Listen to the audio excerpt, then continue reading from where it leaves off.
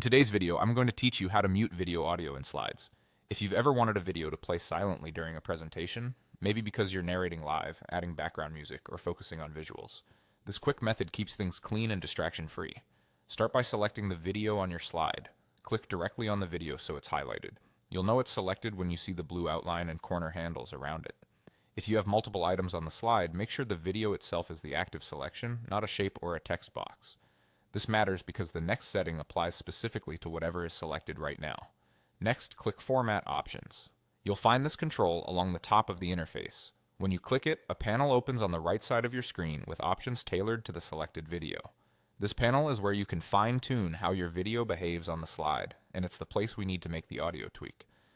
In the panel, open the section called Video Playback.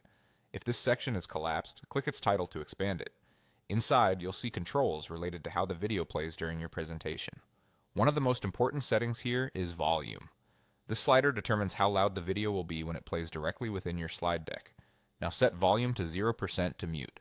Drag the slider all the way to the left until it reads 0%. At 0%, the video's audio will be completely silent during playback in your presentation. This change only affects how the video behaves inside your slides. It does not alter the original video file stored elsewhere.